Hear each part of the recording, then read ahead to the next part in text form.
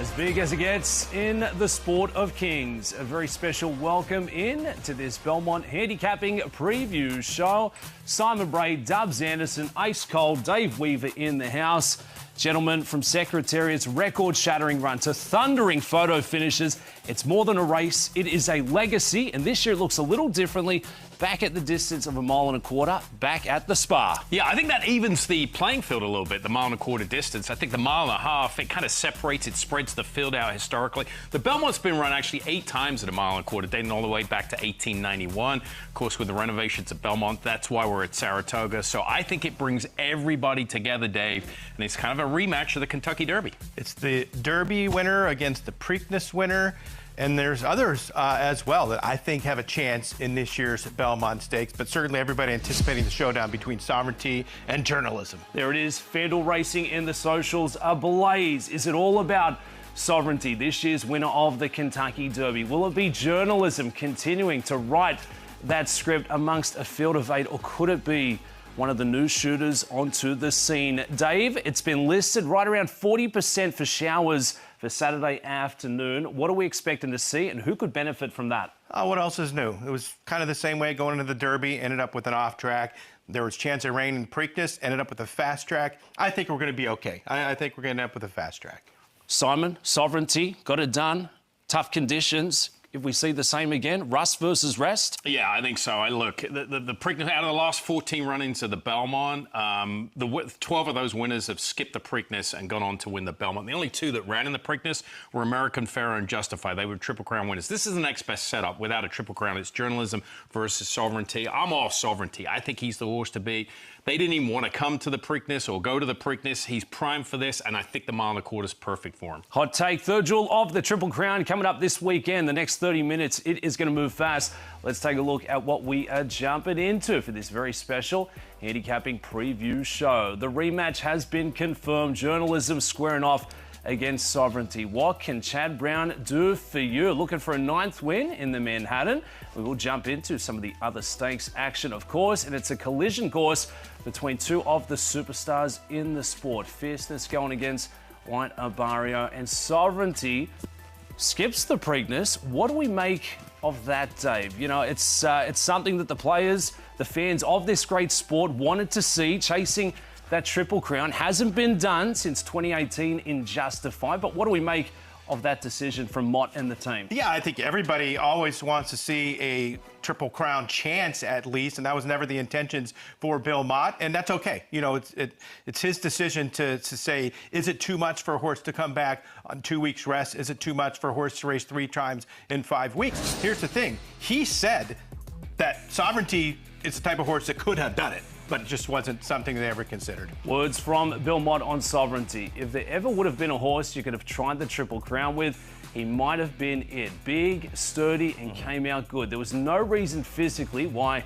we couldn't run in the Preakness. We had no excuse other than we didn't feel like it. The word Preakness, I don't think ever came up into our conversation. When you have a horse like that, you talk about a lot of things.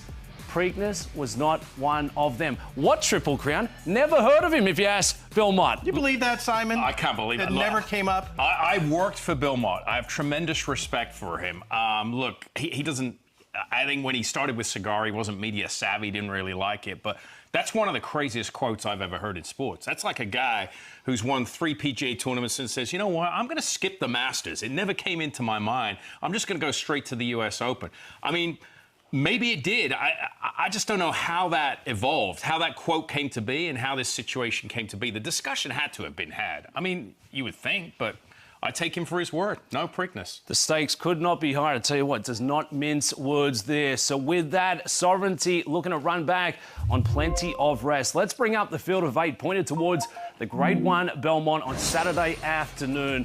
And let's start with journalism. We'll start from that post position 7, booked at the 8 to 5 morning line mark. And Dave, for journalism, runner-up in the Derby, finally returned serve and answered any questions in the Preakness and had to overcome a trouble trip, to say the least. Just incredible. Red Cap back there about 6 lengths behind Gosger, who's out in front. No chance of winning after that terrible bump. But he wins somehow, some way. Journalism pulls it off. One of the more amazing performances of all time. But not only now, Simon, is he making his 3rd start in 5 weeks where Sovereignty's fresh, he's been physically, bumped hard in both the Derby at the start and there at the top of the stretch in the Preakness. How tough is it for a horse to overcome that sort of bump from a physical standpoint? Well, it's a lot. You never know what it's going to do to him, but he overcame it in the Derby, came back with a good effort in the Preakness. Look, he did it in the Santa Anita Derby. I think he's just, 3 starts in a row, yeah. Yeah, I mean, he's built like a WWE wrestler. I mean, he can take all the punches.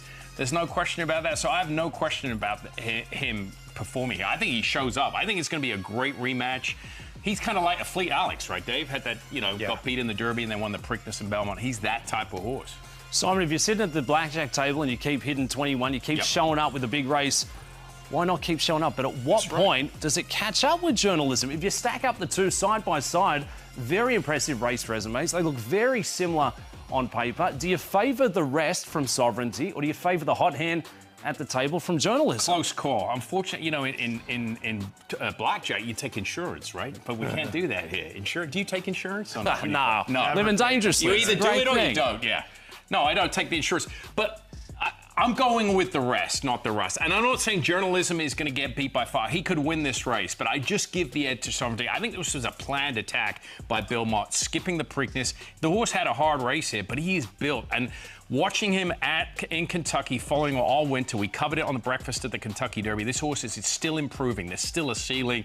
He's going to improve. He's going to run a better number than what he did in the Derby. What an impressive performance. That was the first Saturday in May. Junior Alvarado in the irons. Look at that, the celebrations as we now get set for the 3rd jewel of the Triple Crown. A couple of heavyweights squaring off. But Dave, what about some of the not so fresh faces, but new shooters taking aim for this one? Well, Sovereignty kind of really had everything go his way in the Derby. Never really ran into trouble. Perfect ride by Junior Alvarado, was up on the outside in the flow of the race. On the other hand, Bayza did not have things go well for him in the Kentucky Derby. He had the outside post with number 21, and you see journalism and Sovereignty starting to make their move with nobody in front of them. So look at all the momentum that they have. Bayza gets completely stopped here. He's trying to get in between horses, and he can't get through. So in the meantime, he's going to lose about 5 lengths to the top 2 finishers in here. And once he eventually works his way to the outside, he comes flying. He's lightly raced. He's on the improve. If you factor in the trouble, I think you could argue that he was the best horse on this day in the Kentucky Derby. And he was going by journalism. 1 step after the wire, he was in 2nd, and he would have caught Sovereignty at some point also. I think Bayza is the horse to beat in the Belmont if he gets a clean trip. That's the wonderful thing about this puzzle, Simon. We potentially haven't seen the yes threat from Bayza with a step forward, maybe enough to overcome the big rivals. Look at this move, Simon. Yeah, I mean, he finished up nicely. There's no question about it. Sovereignty, when they turned for home, he was at the back of, he was behind journalism, and he was behind Bayza. I know he got a cleaner trip, and he got first jump on him, but still. Look, I think it's going to be a lot closer than you think. The old gallop out, I'm not concerned about the gallop out. Let's take a look at the pedigree here for Bayza. Could things be trending in the right direction coming into Saturday's Belmont Stakes? I got it from my mama. Horses out of Puka to go on and win a Triple Crown race. We had the magic of Mage back in 2023 taking out the Derby. We had Dornick last year taking out the Belmont. Could it be Bayza's turn? Simon. Unthinkable, Simon, to have a dam produce 3 straight Triple Crown, not Triple Crown winners, but horses that have won a leg of the Triple Crown in 3 consecutive years. Yeah, crazy. I mean, it's hard to fathom that as far as a broodmare. Usually you get a horse that the sire's won, but to have, back-to-back, Mage, Dornock. And the interesting thing is Bill Mott trained Puka, so it all comes together here.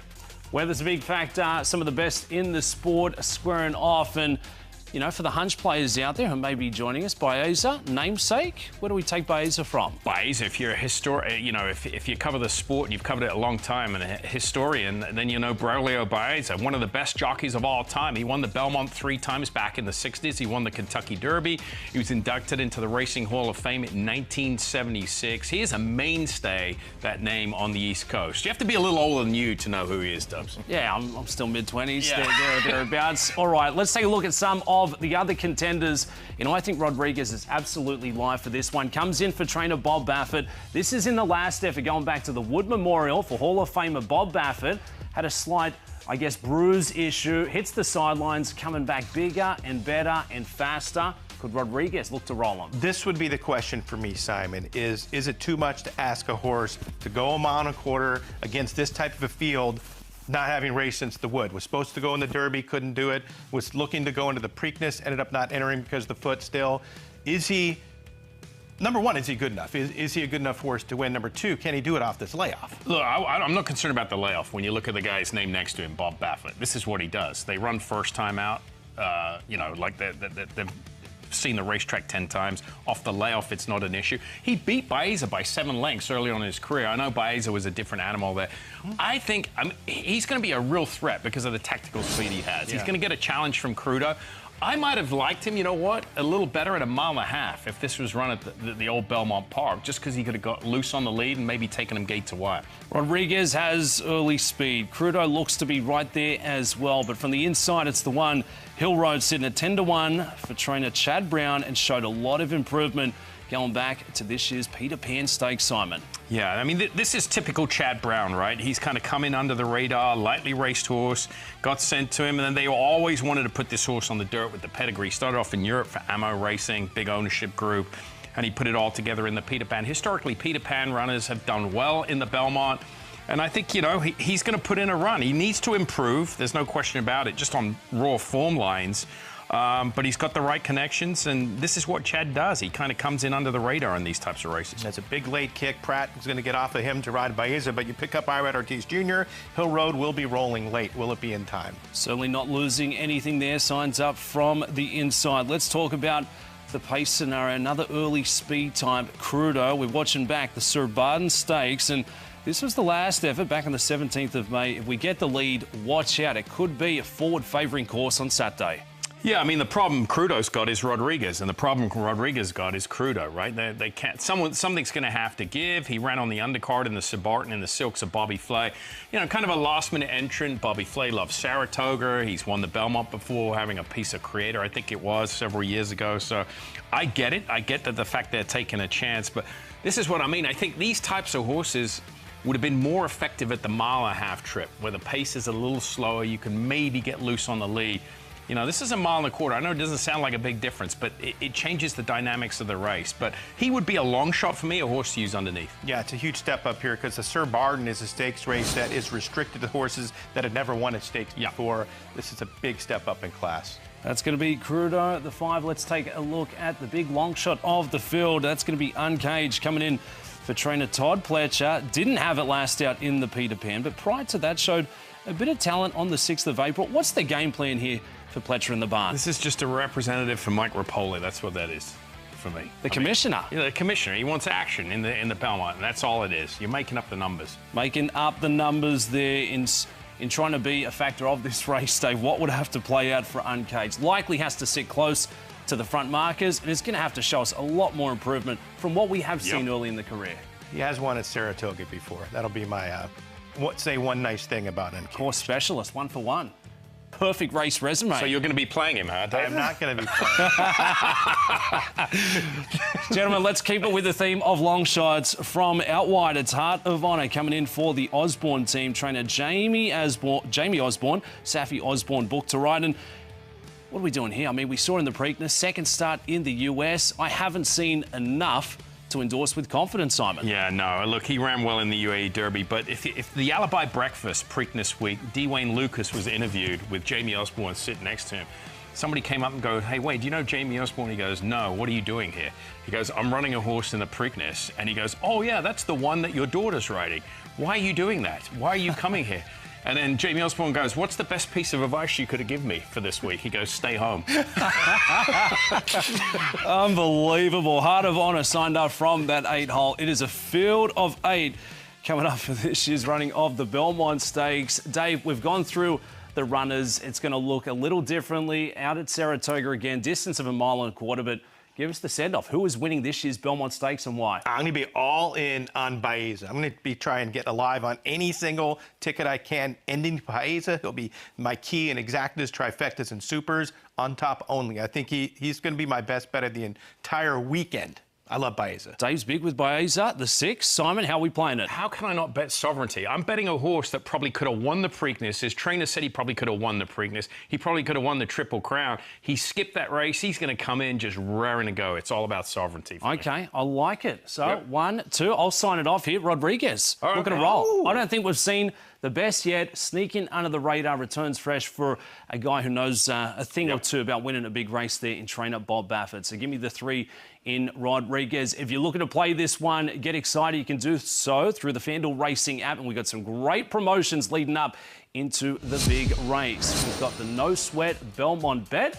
You'll find it over there at the FanDuel Racing app. Some great promotions and some great ways to jump in and play, not just for the Belmont, but some of the races on the undercard as well. Speaking of wagering and action for Belmont Stakes Day, let's take a look at what else is on offer.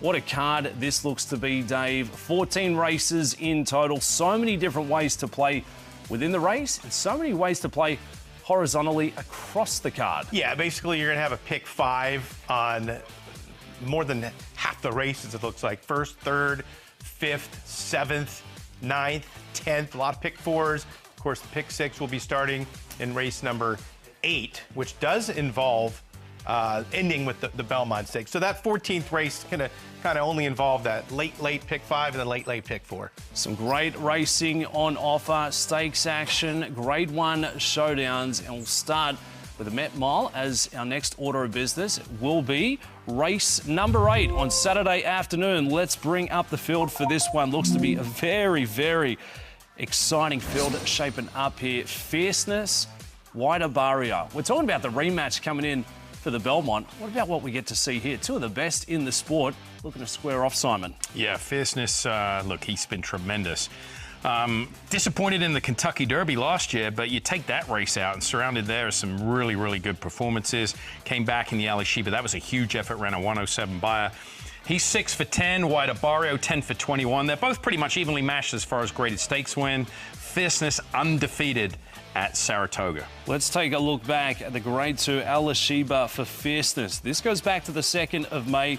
Stuck close to the pace there, and as they hit the lane and turn for home, a devastating turn of foot to capture this one late. You could just see surging for it up the centre of the course here, Simon. Yeah, this was a really good performance, and it was kind of a late ad. I mean, they weren't going to run here. Remember, they were going to run, I believe, in New York. And then Mike Rapoli and Todd decided to come here, and this was a really good performance. Hall of Fame back in 3rd, so that was a great comeback race for a horse that hadn't raced in about 7 months. A trainer who's been having a good run of it of late, Safi Joseph, and they take the game on the road. Wider Barrier will start from the 2-hole. It's star pilot Irad Ortiz aboard, a winner of the Go Sapalastat, a winner of the Pegasus World Cup Invitational earlier this season, and Wider Barrier comes in red hot. Red hot, and there's no question about it. He does have a win at Saratoga. He's been perfectly spotted. I think he does a little better with time between his races, and that's the case here, coming in for Safi and Irad, but I think he's going to have to step it up again. I mean, he beat Locked 2 starts back, who came back and franked that form in the Santa Anita Gold Cup. Dave, if we're looking to play against the 2 heavy hitters, what do we make of Raging Torrent, the 5, who comes in with a very good run of form as well? Well, if this race is a 1.25 miles, which these horses are going to be racing later on in the year, Fierceness and Wider Barrio, then it's a 2-horse race. But it's a mile. I don't think they have the advantage going a mile. I like Raging Torrent. I think he's going to have a 3-length lead on these horses and put them away early and go on to victory. This was a huge win last time out in the Godolphin Mile. Frankie Dettori has fit this horse perfectly, winning the Malibu. Look, this horse went 44-2 to the half in the Malibu. There's nobody with that type of speed in this race. I think Raging Torrent is actually the horse to catch and the horse to beat in the Met Mile. But let's talk about something that's very new here to the FanDuel Racing app, and that's this section that covers all the special wagers. So if you're looking for the two-day events, actually later on today here, there's some Thursday, Friday stuff. But look when you scroll to the right, advanced wagering already available. There's a Belmont Turf Pick 5 that crosses over Friday and Saturday that's there. There is a Met Mile, if we scroll all the way around, Acorn Belmont Daily Double. There is check this out, there is even an Epsom Derby Belmont Daily Double. I didn't even know about that one. And then you're gonna have some pick sixes. This is where you need to go. You need to go to the special wagers, but all the way at the end is the Met Mile Belmont Daily Double. That's the bet that I'm gonna make, because I don't think Fierceness or White Barrio have to win this race. And I love Bayza. We already knew that was gonna be my single in the Belmont Stakes, but aside from Raging Torrent, how good is Just a Touch right now for Brad Cox? Horse that always had ability. Last year as a 3-year-old, he has launched this year into superstardom. With the win here, he's going to be known. His first 2 wins have only been allowance races, but he's won those 2 races by 17.5 lengths combined, and he's earned 102 and 104 buyers. So 4 and 5, Just a Touch and Raging Torrent to Bayza. Love the look of some of these specials you can play over at the FanDuel Racing app. They are live. Let's bring up the Japer Stakes, some of the best turf sprinters in the land, the stomping ground for some of the best of what we've seen in the game.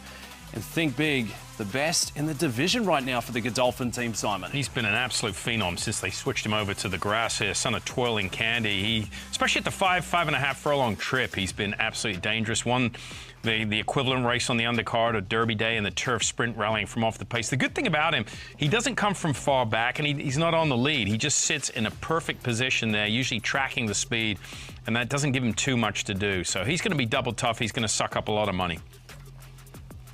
Unbeaten on the turf course. Think big, absolutely relishing that surface switch. Gets star jockey Ben Curtis in for the Herb, and Benny Curtis has been having a great run since coming across to the States in 2023. Let's stack up the two side by side for the Japer Invitational. AG Bullet looks to be a massive threat here. Gets Flavion Pratt in the irons. You look at the speed figs. Got to be the best of the bunch there with AG Bullet. You know, and Richard Baltz has kind of been going back and forth in her career, stretching her out and sprinting, but she's a sprinter. She is so good. Really, this is the only way that she can lose, I think, if something bad happens. Look at the trip here, Simon. She's ready to come through the inside and maybe win this race, and watch what happens. Has to completely slam on the brakes. Going to drop back to 7th, and I still think would have been 2nd had this not happened. Watch, Risperly's actually standing up because he's got nowhere to go here late. So much horse, and he's trapped. Pratt's going to take over in this race in the Japer. With any sort of a decent trip, I think AG Bullet's the winner. You're saying excuse that last race, chuck it out, it didn't count, and with that, could be a live contender going into the Japer. Big news coming across here, the horse to beat in the Woody Stevens looked to be Colloquial. No slang about it here, per Dave Granning. Major scratch from the Grade 1. Woody Stevens Colloquial came up lame this morning and will scratch from this year's running. I think that's a big scratch. He was a horse who's lightly raced, won a minor stake at Keeneland. I think he would have taken some money. So with him out at 6-1 on the morning line, I think some of the, the money's going to shift elsewhere. Not like a horse to the outside, Neo Equus. I think he's got a live look here, turning back in distance. Neo Equus, that name sounds so familiar. That's right, ran in this year's Kentucky Derby, and we will get to see some of the big stars from the first Saturday in May running it back. We've got Madaket Road, Patch Adams, Citizen Bull, in Neo Equus. What do we like about the looks of Neo Equus? Real quick about Neo Equus. Okay, he's run Sovereignty twice to a couple of lengths at a distance that he doesn't want to run at, but Sovereignty does. Cutting back to 1 turn, there's nothing better than showing speed going 2 turns, coming back to 7/8. I'm telling you, he's a great price at 10-1. Looks to be an absolute beast. That's your field you're taking a look at there of the Woody Stevens Stakes, the Grade 1 coming up on Saturday, and that is massive news with that scratch. Let's turn the page to the Manhattan Stakes, and Chad Brown knows a thing or two about getting it done in this one. Well, he's obviously got some major contenders in the race that he's won so many times, but Highway Robber, to me, is the horse that can upset the Chad Brown runners. Highway Robber, probably the most under-the-radar millionaire in the sport. That could all change here, but Chad, just so good in any turf race. It's a Grade 1, but especially this one. If Chad's going to get it done, Spirit of St. Louis, the 6, looks to be the chief contender. And Simon, we turn it back to the Turf Classic. Monster running, very impressive. It's not about how you start the race, it's about that turn of foot late. Yeah, but I'm with Dave. Highway Robbers in this race. He finishes third, only beaten a length by Spirit of St. Louis. I didn't like Spirit of St. Louis going into this race. I underestimated him. He is now the best turf middle distance runner in the country, but I think Highway Robber, with that first start, he had been idle for a couple of months there, so he probably needed that race. Spirit of St. Louis, I know, was the best that day, but I'm with Dave. I think Highway Robber comes in under the radar. He's the bet, in my opinion. Single him, Simon. Yeah. Yes. Single. Talk us through this pick 5 for Belmont Day on Saturday. Okay, the Japer 259, and then the Pennine Ridge. We didn't touch on that. That's just a little grade 3 that's sandwiched in between these horses. Zulu Kingdom, he's going to be the one that Chad Brown wins. He won the American Turf, he won the Columbia. Then in the Manhattan, Highway Robber, one of my best bets on the afternoon. And then in the Belmont Stakes, I'm going to use a couple in there, all the major players to the outside, the inside. The 2, Sovereignty, obviously. The 5, Crudo would be my price play in there. And then the 6 and 7, Bayza and Journalism. Just $24 so you can play that in the FanDuel Racing app. For a measly $24, you can play the All Stakes pick 5. Compliments of Simon Bray. All right, I'm going to craft one up, gentlemen. You know I absolutely love the Superfecta, and we are taking aim at this year's Belmont Stakes. Is it the Derby champ? Is it the Preakness winner up on top? No, I don't think so. It is Rodriguez looking to roll and returning in fresh. Who's coming in for that second spot? Well, I've got the 6 and the 7 here.